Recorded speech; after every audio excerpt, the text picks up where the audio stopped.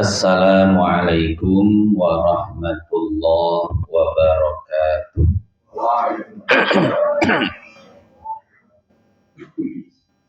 Ila hadratin nabiyil Mustafa sallallahu alaihi wasallam.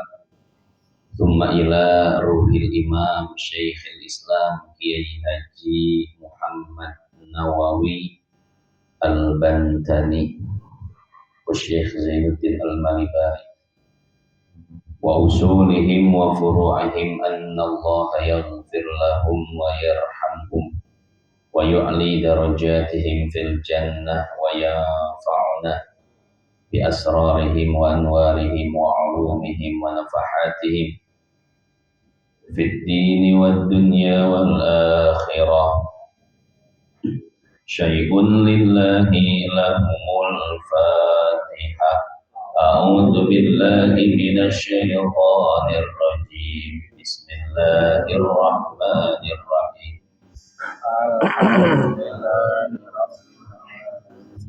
Ar-Rahmanir Rahim, Maliki yaumiddin.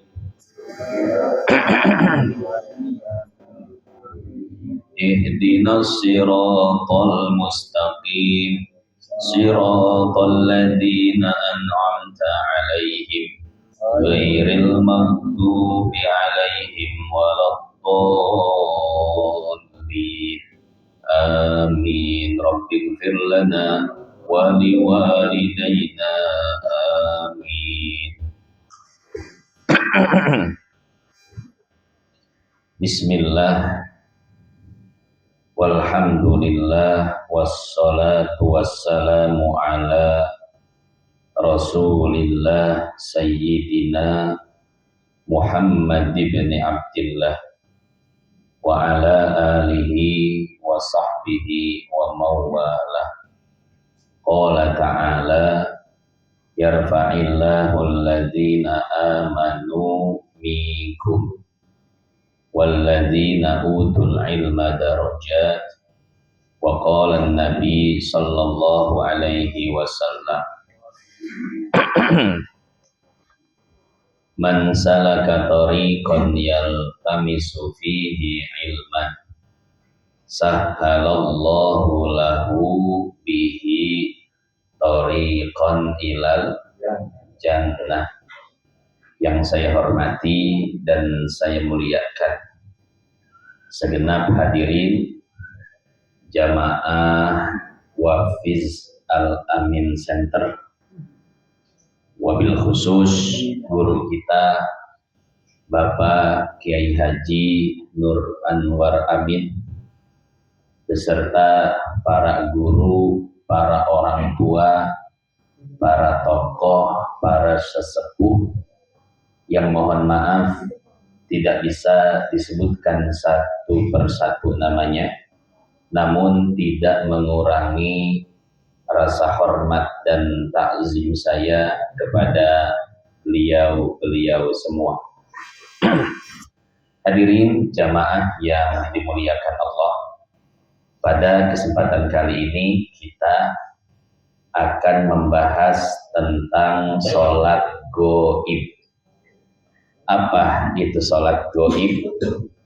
Kemudian bagaimana cara melaksanakannya? Itu yang akan kita bahas. Akan tetapi sebelum kita membahas pembahasan tersebut, seperti biasa sedikit saya ingin bercerita. Satu ketika malaikat azab ingin menurunkan azabnya di satu wilayah yang bernama Irak. Kira-kira Irak di mana, Pak? Kalau dari Sumarekon kemana?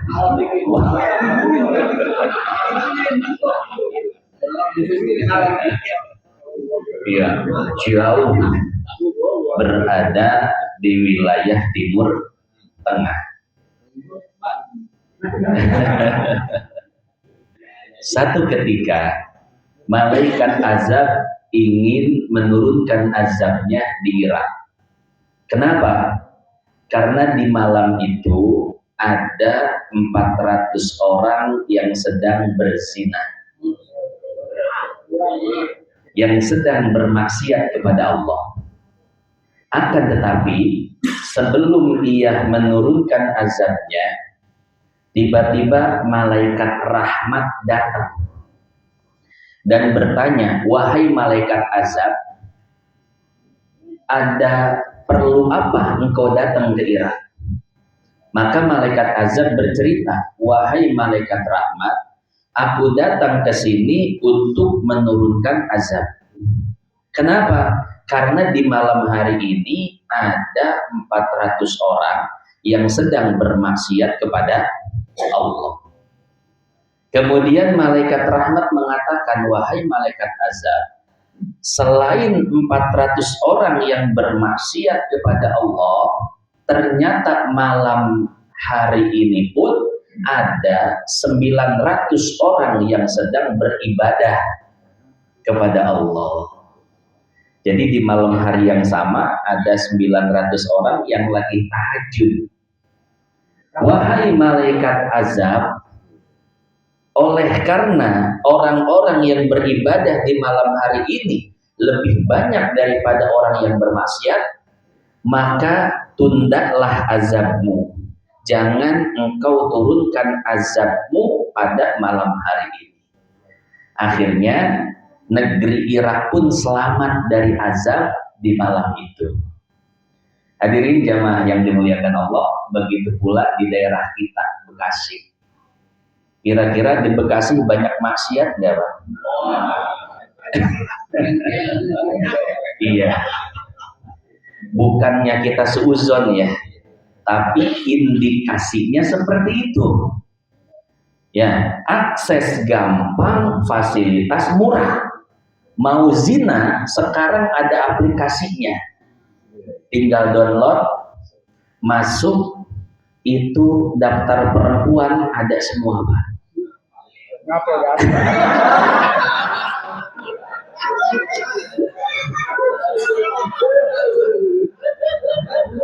Ketahuan.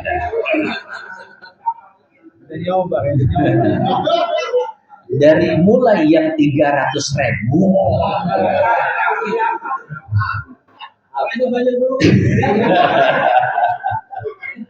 ya, abis ini pada nanya aplikasinya apa. Dari mulai umur 16 tahun sampai 40 tahunan Bapak bisa pilih. Yang muda kali gue.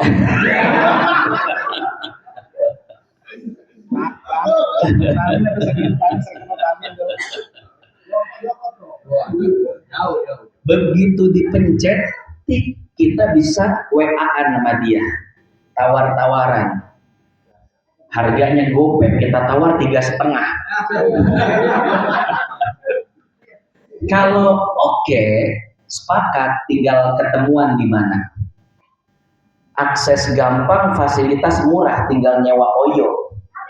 Tahu Oyo, Pak? Ya, tahu Bajia? Pernah? Belum. Iya, hotel Oyo semalam ada yang gocap juga ada, Pak. Ya, cuman begitu kipas anginnya.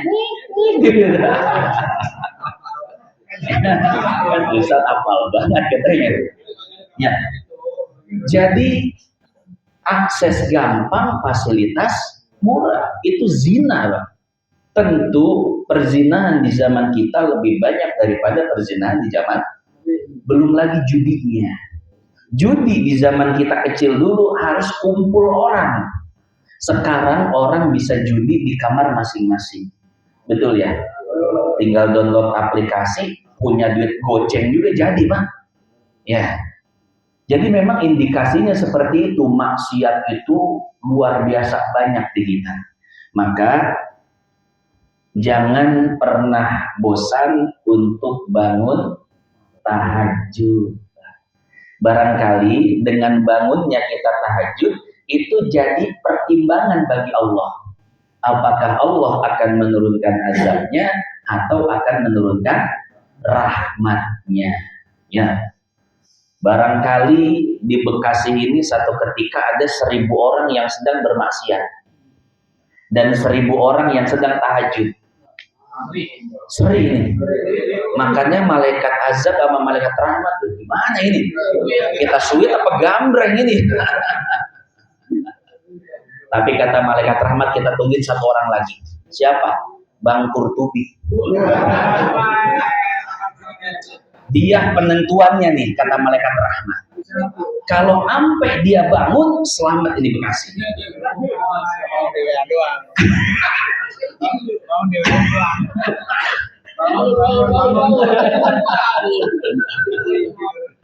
Akhirnya dia bangun beneran, Pak. Bangun beneran dia. Jam 2 lagi. Bangun. Masya Allah. Ya, Bekasi selamat. Dia bangun, masuk kamar mandi, kencing, keluar, tidur lagi. Kata malaikat rahmat, ya, kirain gue mau tahajud dia.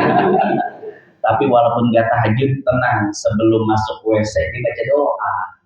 Berarti kan zikir, Pak. Keluar WC dia doa lagi, zikir. Berarti dia bangun malam berzikir pada Allah. Selamat Bekasi dong. Iya, padahal ngencing doang itu bisa nyelamatin Bekasi. Maka yuk sama-sama kita untuk senantiasa bangun malam, karena bangun malam kita jadi pertimbangan bagi Allah.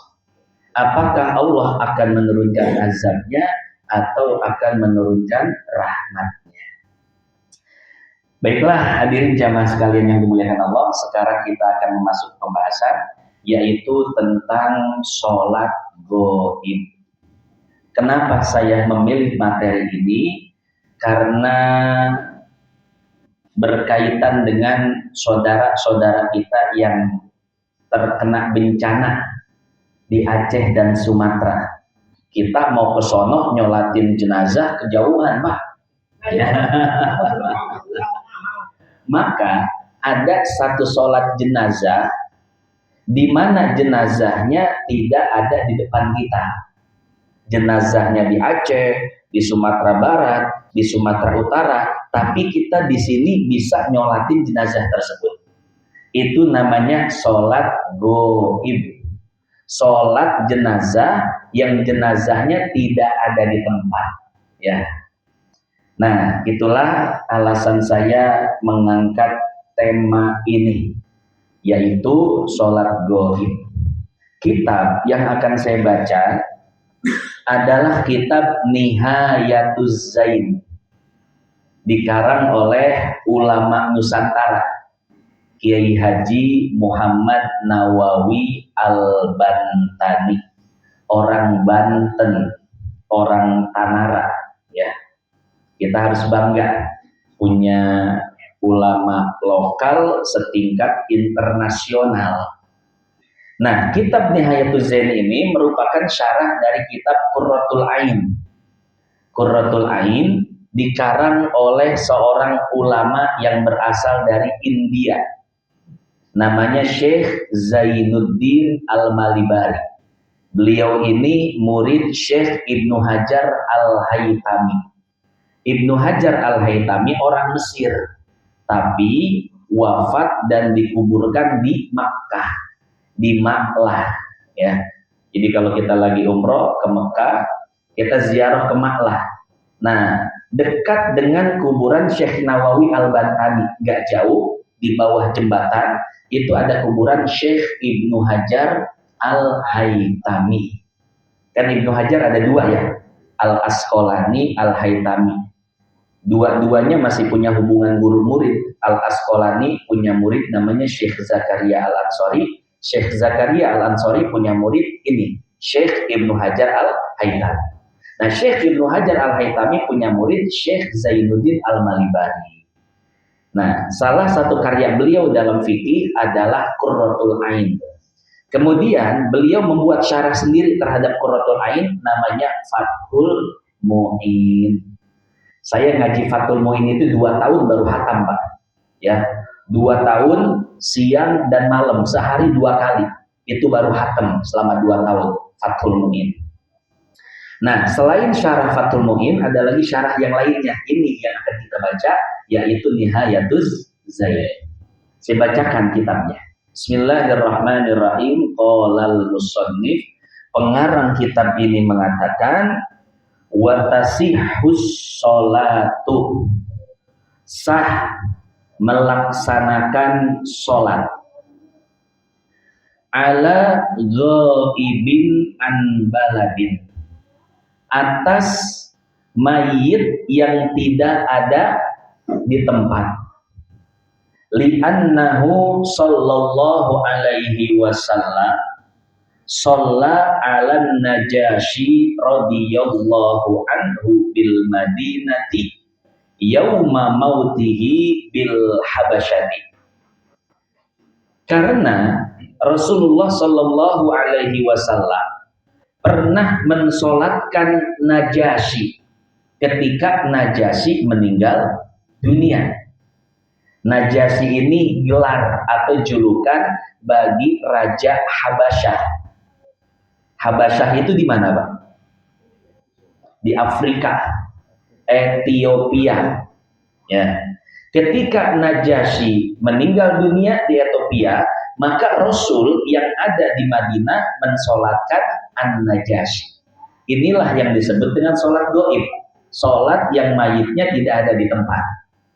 Rawahu Syaikhani, hadis ini diriwayatkan oleh Imam Bukhari dan Imam Muslim. Jadi satu ketika Jibril turun memberi kabar pada Nabi bahwasanya Najasyi meninggal dunia. Kemudian Nabi mengajak beberapa sahabat untuk ke lapangan dan melaksanakan sholat gaib. Wadzalika fi Rajaba sanata tis'in. Dan terjadinya hal tersebut yaitu pada bulan Rajab tahun 9 Hijriyah. Sekarang bulan apa, Pak? Belum masuk ya? Iya. Minggu ya, Ahad ya. Ahad Rejab nih. Iya, sekarang Jumadil Akhir masih ya. Nah, disyariatkannya sholat gaib yaitu pada tahun ke-9 Hijriyah di bulan Rajab. Wa qad ajma'a kullu man ajaza sholata 'alal ghaibi bi anna dzalika yusqitu fardhal kifayati 'anil hadirin. Para ulama sepakat bahwa sholat gaib bisa menggugurkan sholat jenazah. Misalkan di Sumatera jenazahnya belum disolatkan, tapi di sini kita sudah mensolatkannya dengan sholat gaib. Maka orang-orang hidup yang ada di Sumatera itu sudah tidak wajib mensolatkan jenazahnya, karena sudah disolatkan oleh kita secara gaib. Inilah yang dimaksud bahwa sholat gaib bisa menggugurkan sholat jenazah. Illa ma hukiya an Ibnul Qattan, kecuali ada satu ulama yang mengatakan sholat gaib tidak bisa menggugurkan sholat jenazah. Cuman mayoritas ulama mengatakan bisa gugur. Wa mahallu suquti biha haitsu alima bihal hadirun. Dan sholat gaib bisa menggugurkan sholat jenazah jika orang-orang yang berada di tempat tersebut tahu bahwa jenazah itu sudah disolatkan secara gaib. Ya, jadi kalau nggak tahu ya belum gugur. Tapi kalau orang-orang di sana di Sumatera misalkan sudah tahu ini mayat, ini sudah disolatkan secara gaib, maka mereka tidak perlu mensolatkan lagi. Bukan tidak boleh ya, tidak perlu, tidak wajib. Tapi kalau mau mensolatkan ya tidak jadi masalah, bahkan lebih afdol. Wala tajuzu sholatu 'alal ghaibi hatta yu'lama au yuzanna annahu qad gussila au yummima. Ini syarat melaksanakan sholat gaib. Kata Syekh Nawawi Banten, syarat melakukan sholat gaib adalah apabila mayitnya sudah dimandikan. Jadi kita ingin mensolatkan jenazah yang ada di Sumatera misalkan. Nah, boleh kita mensolatkannya secara gaib dengan syarat bahwa jenazah yang di sana sudah dimandikan. Artinya kita harus ada kontekan ya, harus ada kontekan. Misalkan kita ingin mensolatkan satu, jangan yang di Sumatera deh, gitu kan kebanyakan ya. Misalkan saudara kita punya saudara di Jawa misalkan ya. Kita punya saudara di Jawa, pengen ke sana kendala karena waktu, transportasi atau kesibukan misalkan, sehingga tidak bisa hadir sholat jenazahnya. Nah, kita boleh mensolatkannya secara gaib dengan syarat kita tahu jenazah tersebut sudah dimandikan. Berarti kontekan dulu, gimana jenazah di sana, udah diapain? Oh, baru mau dimandiin, berarti belum boleh. Ya. Tapi kalau seandainya di sana menjawab bahwa jenazah sudah dimandikan, maka baru ketika itu kita boleh melaksanakan sholat gaib. Itu syaratnya. Jadi jenazah sudah dimandikan. Naam, in allaqan niyata ala tuhrihi bi anna was-shalah in kana qad tahur sahhati shalah alaih. Wala tasihhu sholatu 'alal mayyit alladzi fiha ay baladil lati kana musalli hadiran fiha walam yahdur fi dzalikal mayyit. Kemudian kata Syekh Nawawi Banten, tidak sah melaksanakan sholat gaib yang jenazahnya berada di satu tempat, satu daerah dengan orang yang melaksanakan sholatnya. Misalkan di ini desa apa tuh? Bahagia. Di desa Bahagia ada yang meninggal. Akhirnya kita malas datang ke masjidnya, malas datang ke rumahnya lah. Padahal cuma beda gang doang. Akhirnya kita sholat gaib tuh, ya, terhadap jenazah tersebut. Maka kata Syekh Nawawi Banten, sholat gaibnya tidak sah. Kenapa? Karena masih satu kampung, masih satu daerah. Wa in kaburatil balad, sekalipun wilayahnya, daerahnya sangat luas. Litaisiril huduri ghaliban, karena mudah untuk menghadiri sholat jenazah. Wal muttajah annal mu'tabar al masyaqqah wa adamuha fahaitsu syaqqal hudur walau fil balad likibariha wa nahwihi sahhat. Nah, kata Syekh Nawawi Banten, pendapat yang lebih terarah, yang spesifik begini kata beliau. Jadi yang dianggap sah atau tidaknya mensolatkan jenazah yaitu mudah atau sulitnya untuk sampai ke tempat jenazah. Kalau seandainya kita bisa datang ke tempat jenazah tanpa ada kesulitan sama sekali, kemudian kita malah melaksanakan sholat gaib, maka sholat gaib kita tidak sah. Kenapa? Karena mudah untuk mendatangi atau hadir sholat jenazah.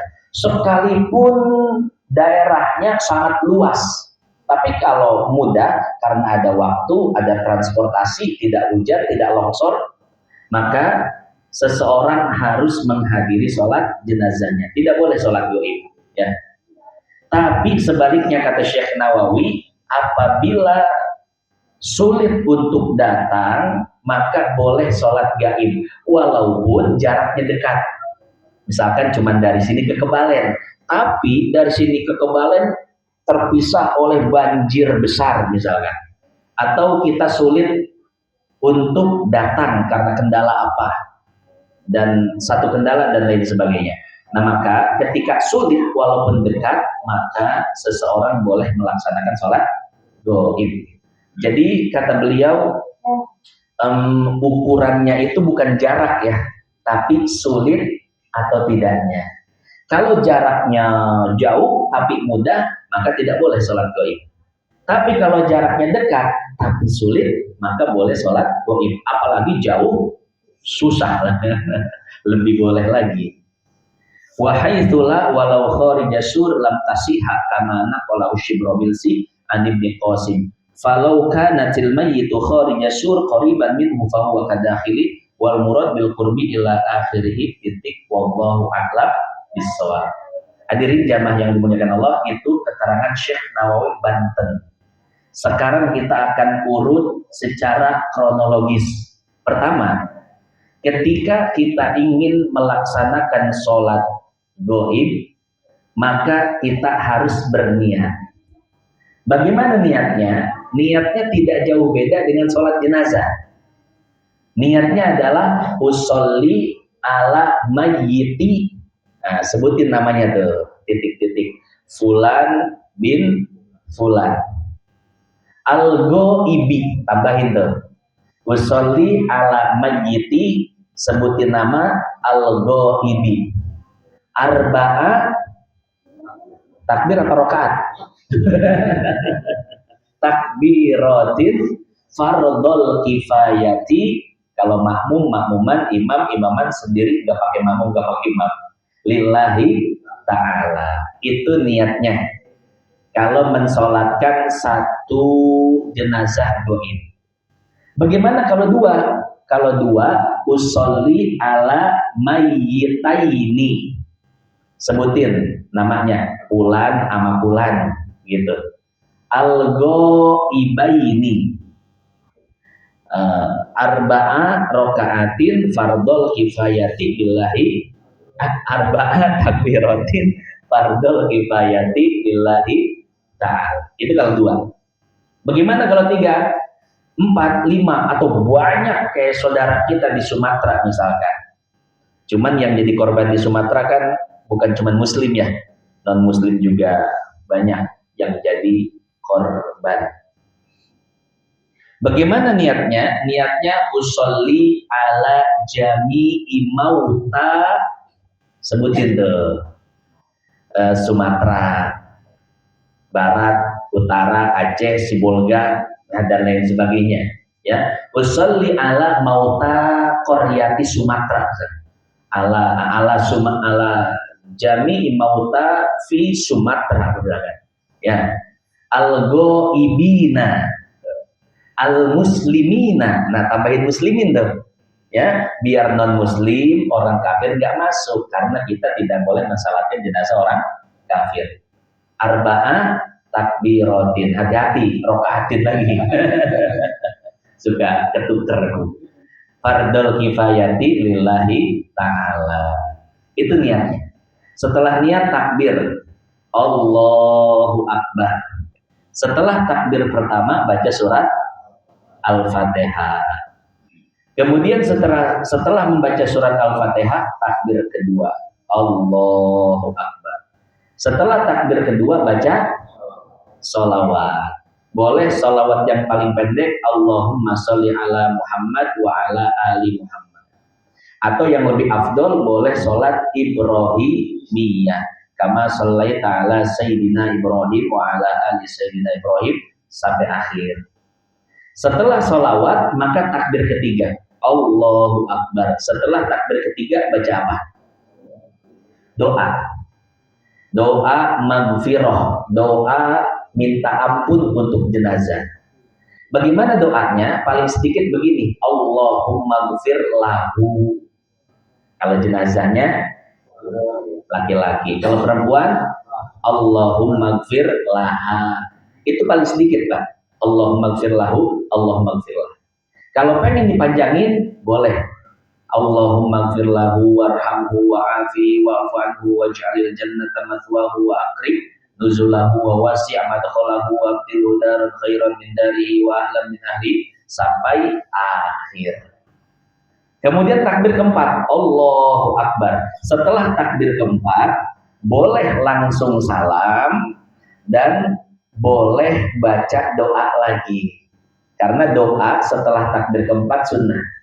Apa doanya? Allahumma la tahrimna ajrahu wa la taftinna ba'dahu waghfir lana Yang hafal baca, yang nggak hafal nggak apa-apa, nungguin imam aja. Ya, karena tadi doa setelah takbir keempat sunnah. Jadi habis takbir keempat baca doa dulu silahkan, langsung salam boleh. Kita udah persiapan salam nih, bentar lagi salam imam nih. Toto imam takbir lagi, 5 kali dia. Wah, habis kelima kayaknya salam. 6 kali dia. Waduh, offset ini. 7 kali dia. Waduh, bagaimana ini imam ya? Jangan ditegur, Pak ya. Subhanallah, subhanallah, jangan. Karena memang ada riwayat yang mengatakan Rasul pernah sholat jenazah takbirnya sampai 7 kali. Ya. Yang penting jangan ruku. Ini kita ruku. Ya, niatnya iya tadi kita udah arba'ah ya. Waduh. Ya, gak usah diganti biarin. Ya, kita mau nungguin imam, gua nunggu aja dah. Yang gua lompat gitu. Atau mau ngikutin imam silahkan. Ya. Nah, setelah itu salam sekali kiri kanan, kanan kiri selesai. Jadi tata cara pelaksanaannya itu sama persis dengan sholat jenazah. Hadirin jamaah yang dimuliakan Allah, itu saja yang dapat saya sampaikan pada kesempatan kali ini. Seperti biasa, tentu pembahasan ini tidak sempurna, maka untuk menyempurnakan pembahasan, saya buka sesi pertanyaan. Silakan.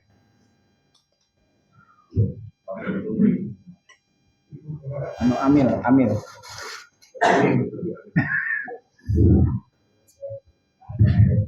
Assalamualaikum warahmatullahi wabarakatuh. Waalaikumsalam warahmatullahi wabarakatuh.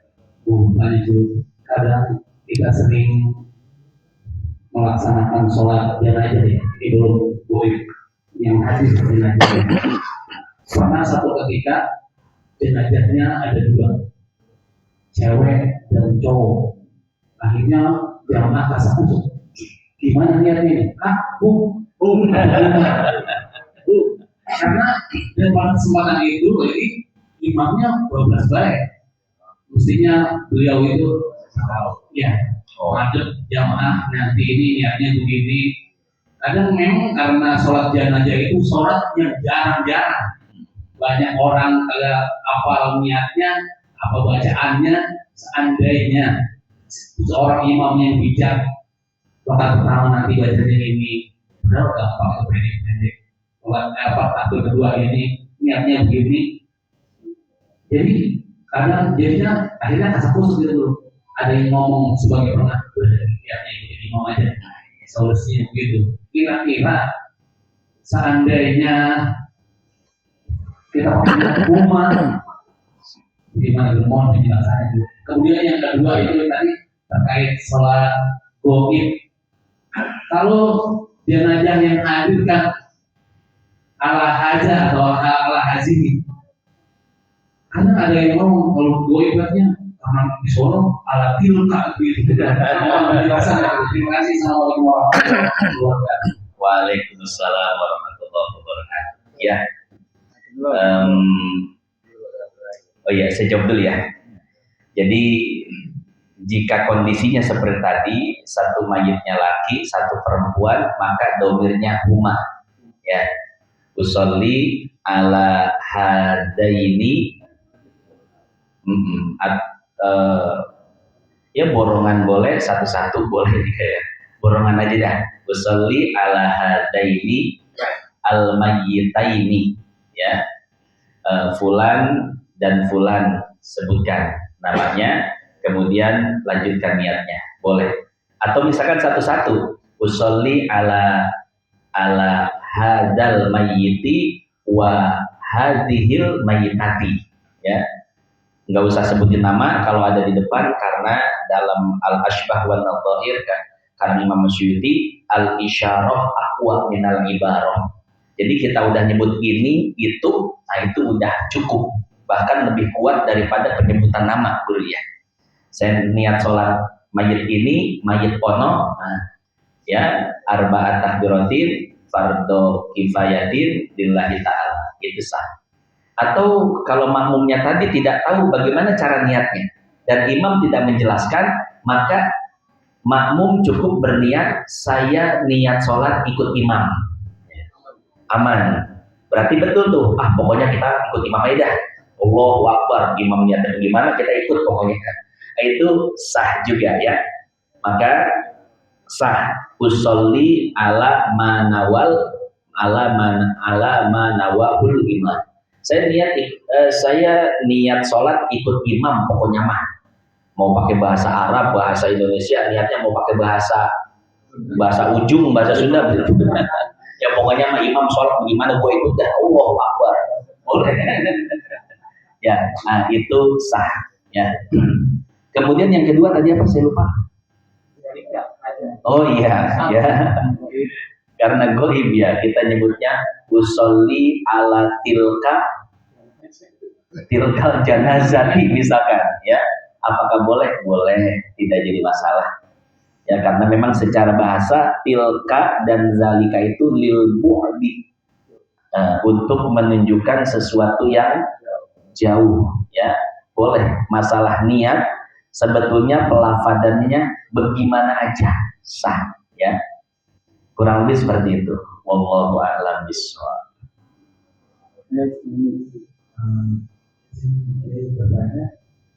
Pertanyaannya kan setelah takbir kedua pada saat sholat jenazah membaca sholawat.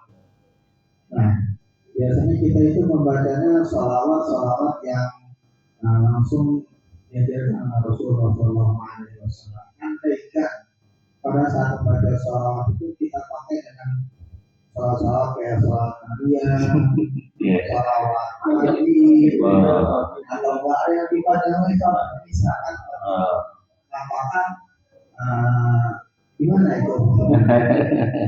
Terima kasih. Ya, jadi sholawat itu terbagi jadi dua, Pak. Ada as-sholah ala nabi al-ma'thurah, sholawat nabi yang langsung diajarkan oleh nabi. Dan ada namanya as-sholah ala nabi ghairu ma'thurah, sholawat yang bukan berasal dari nabi, tapi sholawat yang dikarang oleh para ulama. Banyak para ulama ngarang-ngarang sholawat. Imam Syafi'i ya kan di dalam Ar-Risalah ngarang sholawat sendiri ya. Allahumma sholli ala Muhammad kullama dzakarahu dzakirun wa ghafala an dzikrihil ghafilun. Itu sholawat bikinan Imam Syafi'i. Ada lagi sholawat bikinan Syekh Ibrahim At-Tazi, yaitu sholawat Kamilah. Ya, kemudian ada sholawat apa? Busyra, sholawat Munjia, dan sholawat yang lainnya. Apakah boleh? Di dalam kitab-kitab fikih tidak dibahas secara detail, tapi yang saya pahami dari penjelasan para ulama di dalam kitab-kitab fikih klasik itu sah. Kenapa? Karena ulama hanya mengatakan bacaan setelah takbir kedua adalah as-sholatu ala nabi, yaitu yang penting bersolawat kepada nabi ya. Nah, mau solawatnya apa saja itu tidak ditentukan oleh para ulama. Kalau ditentukan maka tidak boleh yang lain, tapi ketika ditentukan maka semua solawat bisa atau berlaku untuk dibaca dalam apa sholat tersebut. Ada kaidah fikihnya, cuma saya agak lupa ya. Yang penting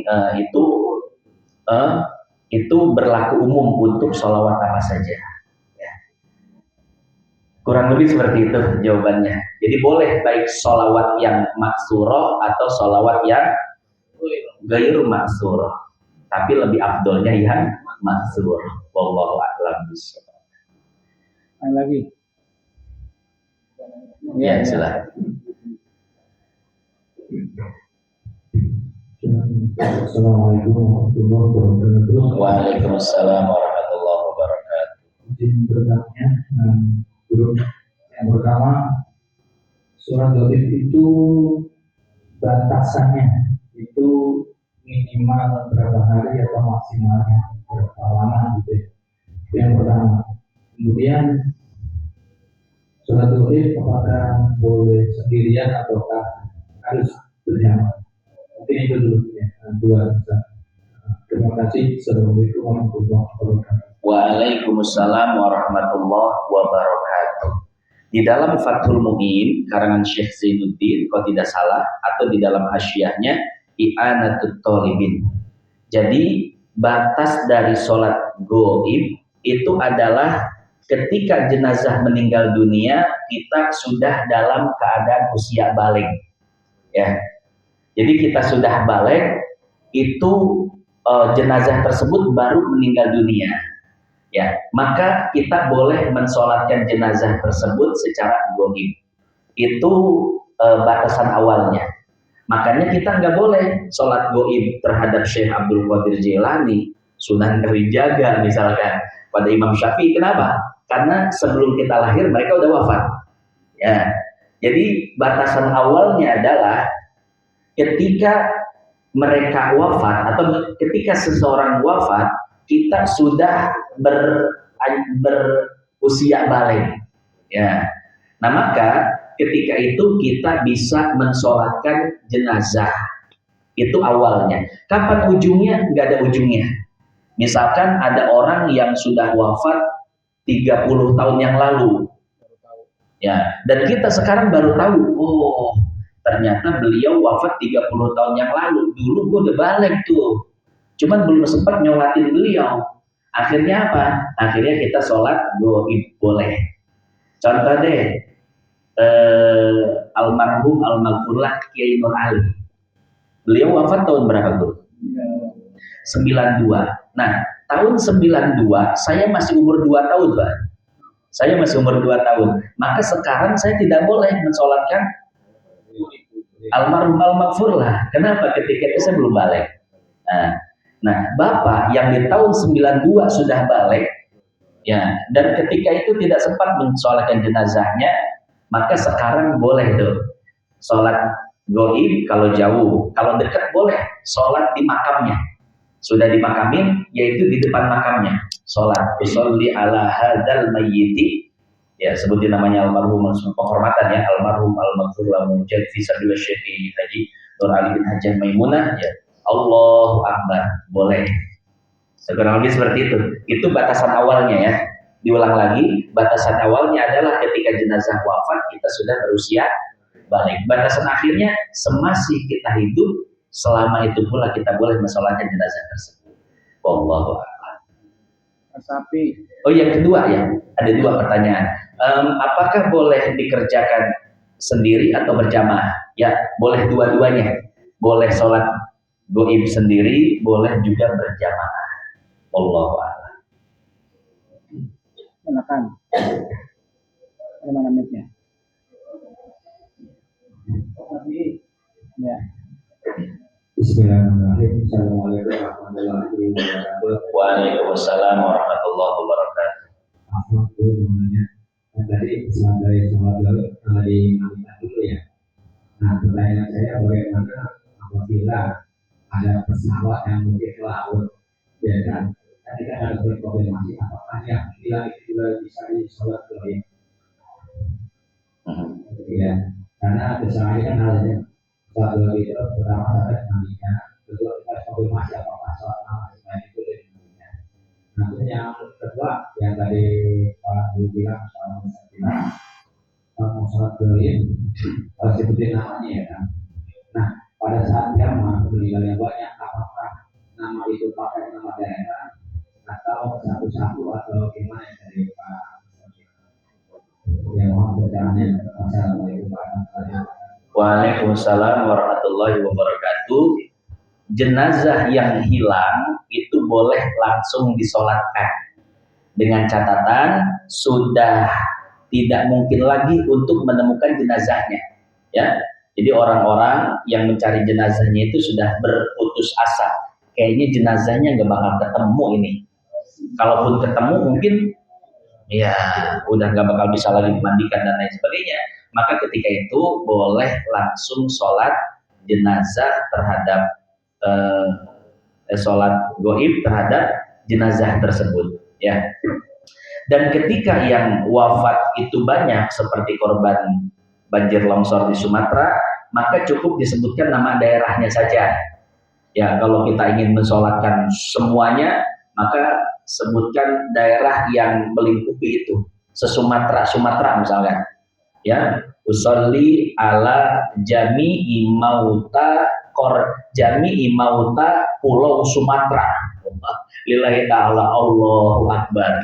Ya, atau misalkan mau mensolatkan satu daerah tertentu saja, misalkan daerah Sibolga, ya, kan ada tuh satu daerah ya, kecamatan namanya Sibolga di Medan itu ya. Nah, usolli ala jami'i mauta Korea Sibolga al-ghaibin al-muslimin fardo arba'a takbiratin fardol kifayati lillahi ta'ala. Kurang lebih seperti itu ya, disebutkan nama daerahnya. Wallahu a'lam. Ustaz, tapi kan tidak bertentangan ya Pak. Yang hilang itu kan katanya harus apa? Harus dimandikan kan? Kecuali ya, kalau sampai tadi kan salah satu dimandikan di kawan. Iya. Sedangkan ini kan hilang kan? Itu dia. Ikut orang ini Bu. Ya, jadi kalau jenazahnya bisa dimandikan, maka disyaratkan harus dimandikan terlebih dahulu. Tapi kalau jenazahnya tidak bisa dimandikan, ya, maka urutan keduanya ditayamumkan. Tidak bisa dimandikan, tidak bisa ditayamumkan karena jenazahnya hilang. Maka sholatkan tanpa dimandikan, tanpa ditayamumkan. Kurang lebih seperti itu. Wallahu a'lam bishawab. Enggak ada lagi. Lagi.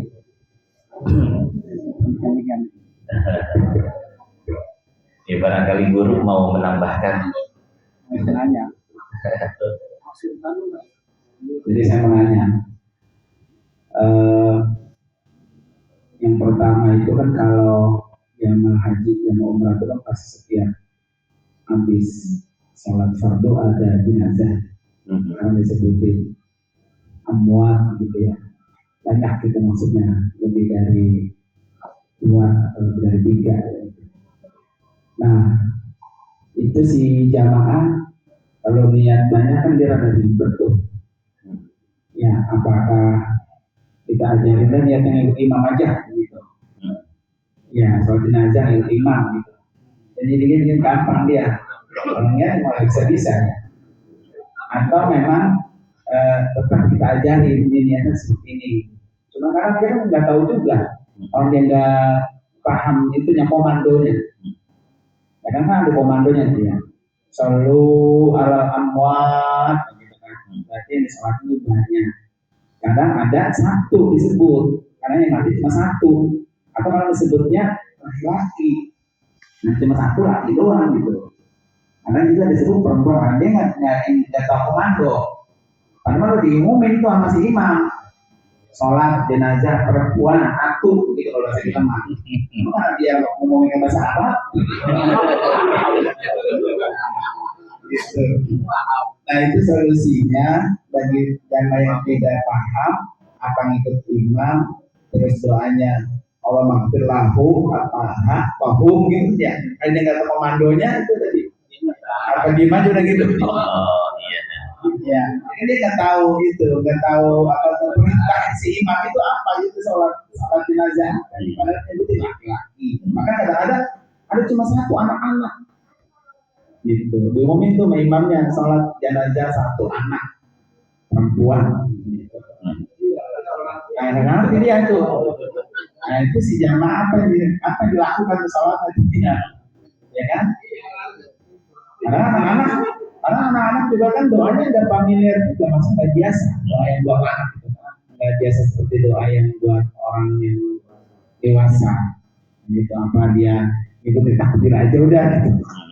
Ya, nah yang pertama, yang kedua, ketika kita sholat usolli ala hadhil amwat apa ala hadi jamil maut gitu. Yang tepat itu ala hadil amwat gitu ya. Bahasa Arabnya apa? Ala, kalau tadi kan ala hadi jami'in gitu. Ala jami ada kata jami'nya gitu, semua gitu kan. Apa pakai usalli ala hadi amwat? Hanya lebih ringkas itu gitu. Ya apa begitu atau memang terserah aja dulunya pokoknya gitu ya. Karena memang kagak ada itu ya, nggak ada apa sih niat yang baku. Seperti kita niat sholat fardu yang lain, gimana itu dah? Ini calon-calon tidak jadi bukan ya. Jangan pas kata imam sholat dulu ala lama diem. Iya. Ya, jadi di dalam kitab-kitab fikih Syafi'i itu ketika makmum tidak bisa melafadzkan niat seperti imam melafadzkan niat atau makmum tidak tahu siapa saja yang disolatkan, maka makmum cukup berniat saya niat sholat ikut imam, ya aman itu. Atau bahasa Arabnya usolli ala ma sholla alaihil imam, ya. Nah, Bisa juga ya.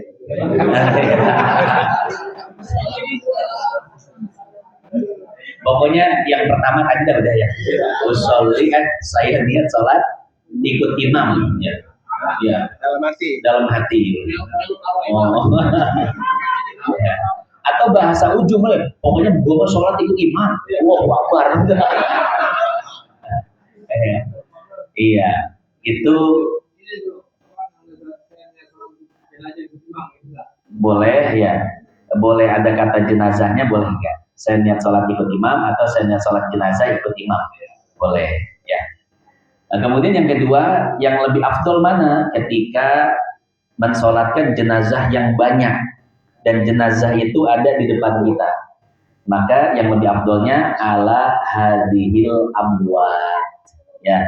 Itu kalau jenazahnya di depan kita. Tapi kalau goib ala jami'i mauta, sebutkan nama-namanya atau enggak sebutkan namanya, tapi sebutkan nama tempatnya, seperti itu. Jadi kalau yang jenazahnya di depan hadhil amwat, kalau goib jami'i mauta, sebutkan atau diniatkan saja, nggak jadi masalah.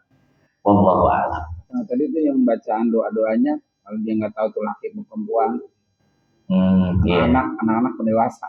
Oh, Sebenarnya. Kalau jamaah, kalau jenazahnya banyak, pakai domir hum, ya. Kalau dia nggak paham. Kalau satu gitu guru ya. Tapi dia nggak paham. Ini laki apa perempuan ini? Si jamaah ini nggak paham. Iya. Sholat ada imam gitu. Ya, pakai domir hu aja nggak apa-apa ya. Iya, Allahumma ghfir lahu warhamhu wa'afi wa'fu anhu. Pakai domir hu aja nggak apa-apa ya.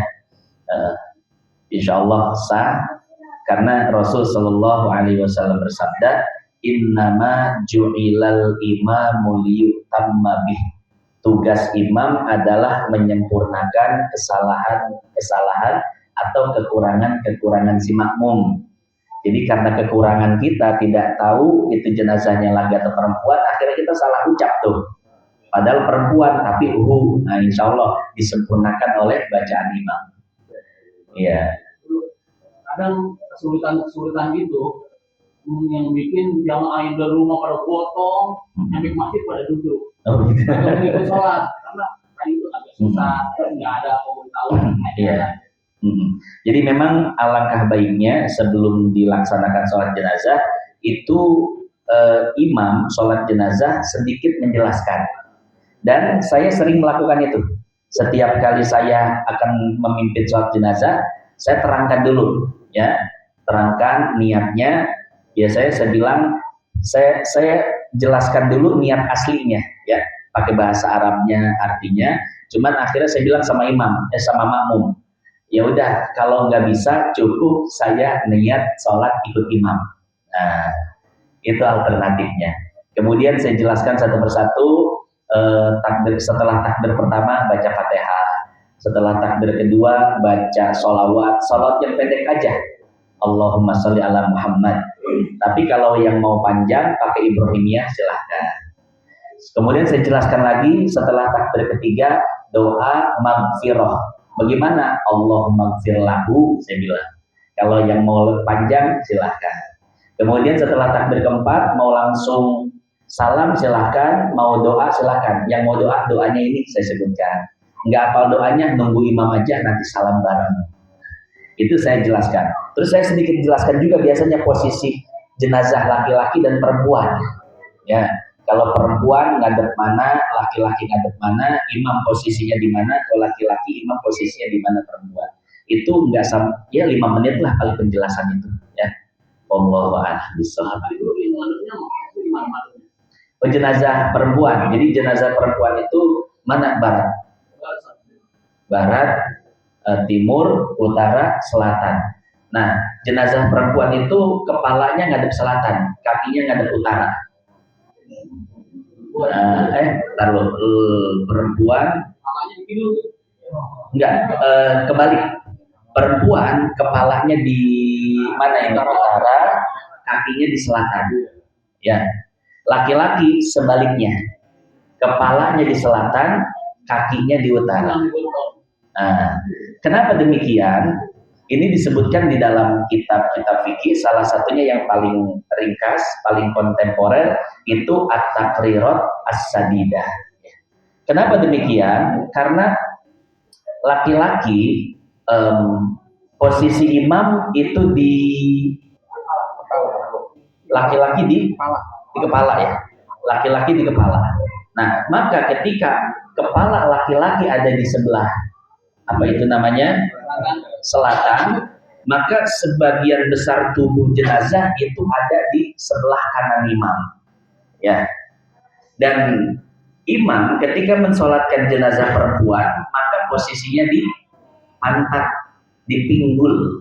Nah, ketika posisinya di pinggul, maka sebagian besar jenazah perempuan itu ada di sebelah kanan. Makanya perempuan ngadepnya kepalanya di timur, utara, kakinya di selatan. Laki-laki kepala sebaliknya, kepalanya di selatan, kakinya di utara. Tujuannya agar sebagian besar tubuh jenazah itu ada di sebelah kanan imam. Ya. Kalau semuanya harus sono, kalau satu ngadep boleh juga. Kalau tadi cuma sunnahnya aja. Ya. Jarang itu dipakai dulu ya. Iya. Iya.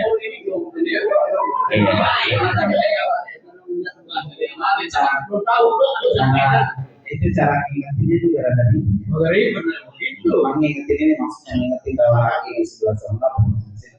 Kalau posisi imam kan ngingetinnya kalau pakai nurali lu begini. Kalau lu nyolatin jenazah laki, lu jadi imam, lu diri di tangan. Karena laki-laki itu adijal kawamu, pemimpin dia.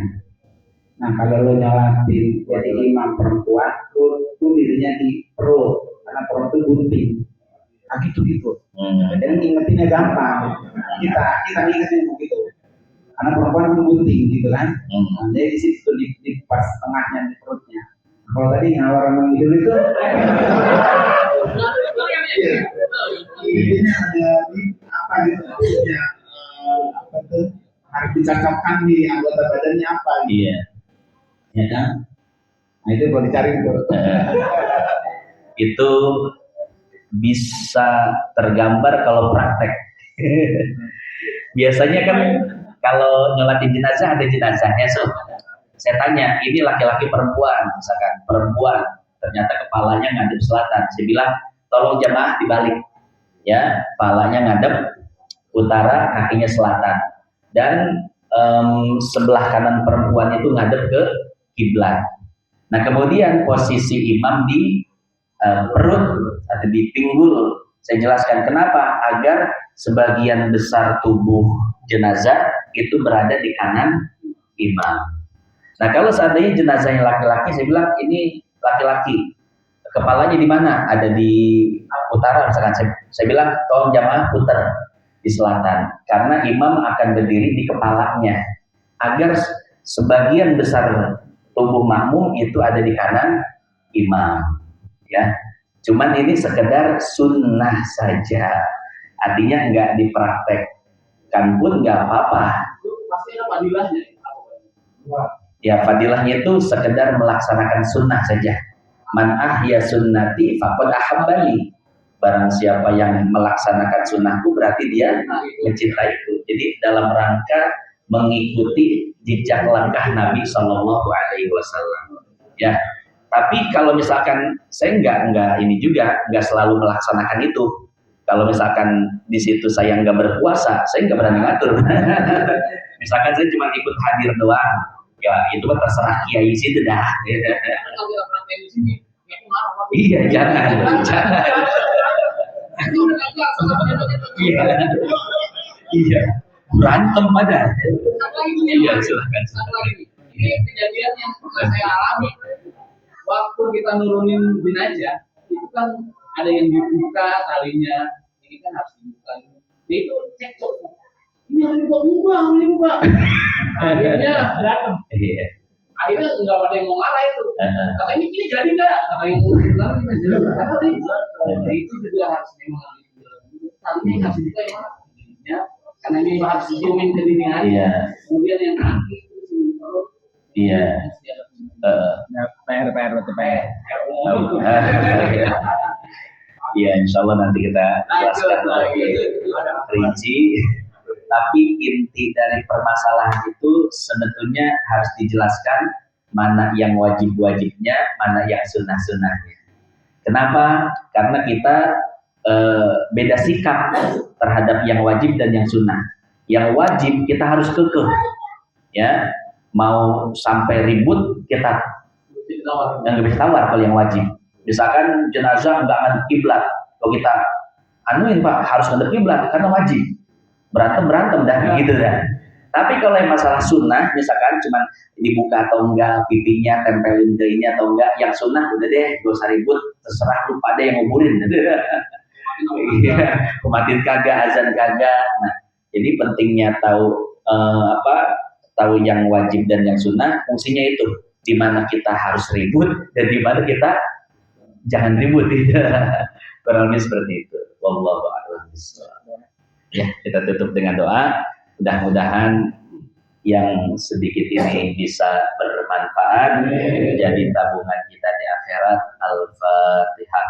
A'udzubillahi minasyaitonirrajim. Alhamdulillahirabbil alamin arrahmanir rahim maliki yaumiddin. Iyyaka na'budu wa iyyaka nasta'in ihdinas siratal mustaqim siratal ladzina an'amta 'alaihim ghairil maghdubi 'alaihim waladdallin. Allahumma lakal hamdu syukra wa lakal mannu fadla wa anta rabbuna haqqan wa nahnu 'abiduka ridqa wa anta lam tazal bidzalika ahlan. Allahumma ya muyassir kulli 'asir wa ya jabira kulli kasir wa ya sahiba kulli farid wa ya muqawwiya kulli dha'if wa ya ma'manna kulli makhif yassir 'alaina kulla 'asir fataysirul 'asir 'alaika yasir. Allahumma ya man la yahtaji ilal bayan wa tafsir hajatuna ilaika katsir wa anta alimun biha wa basir wa khabir. Sallallahu ala sayyidina Muhammad an-nabi ummi wa ala alihi wa sahbihi wa sallam. Alhamdulillahirabbil alamin. Subhanakallahumma wa bihamdik nasyhadu an la ilaha illa anta astaghfiruka wa atubu ilaik. Wassalamualaikum warahmatullahi wabarakatuh.